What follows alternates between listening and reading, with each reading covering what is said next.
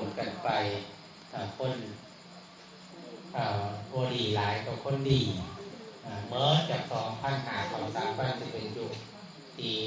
หาคนดียากขึ้นพวกเราอยู่ในช่วงกึ่งกลางแห่งอายุพระพุทธศาสนาคือว่ายังมีโอกาสเป็นครูบาอาจารย์เห็นว่าเป็นบ่ได้รักษาได้คือพระโบราณสมัยก่อนแต่ว่าก็ยังคล้องหลักการให้พวกเราได้ปฏิบัติในยุคของพระพุทธเจ้าองค์กรนานีคนมีอายุยืนเวลาเป็นเผาพระโลกสมแล้วกระดูกหรืออธิษฐานคนนี้เป็นว่าเปรียบเหมือนทองคำแท่ง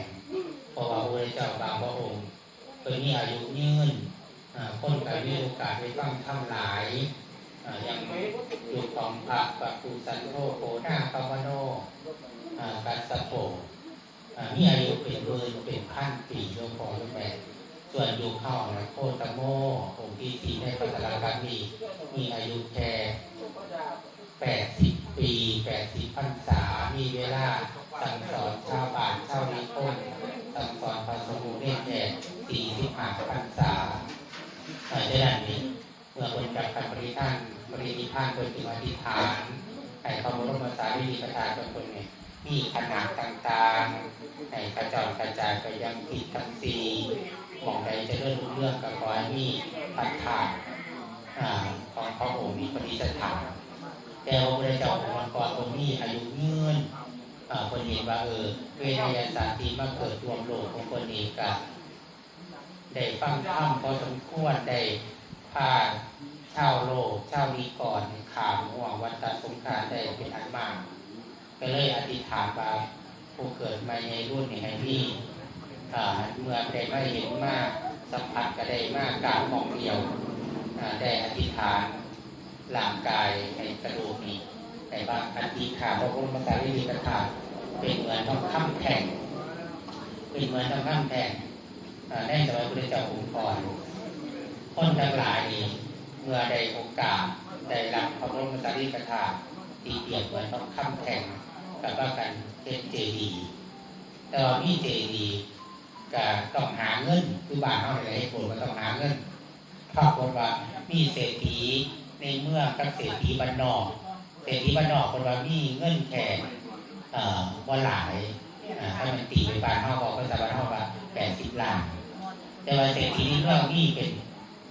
180 ล้านนี่นะยกขอยกแม่คือว่ามีหลายกว่านั้นเศรษฐีในเมืองว่าขั้นไหนก่อนเป็นเจ้าภาพละ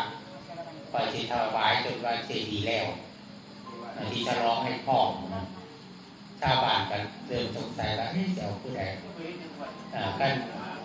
เศรษฐีในเมืองเป็นเจ้าภาพรับเป็นสิถวายจนเจดีย์แล้วแต่ว่าเศรษฐีบ้านนอกก็อยากให้บุญเพื่อนเป็นว่ามีเงินบ่หลายก็ได้ตั้งจิตตั้งใจแล้วก็เลยไปปรึกษากับลูกกับเมียกับหลาน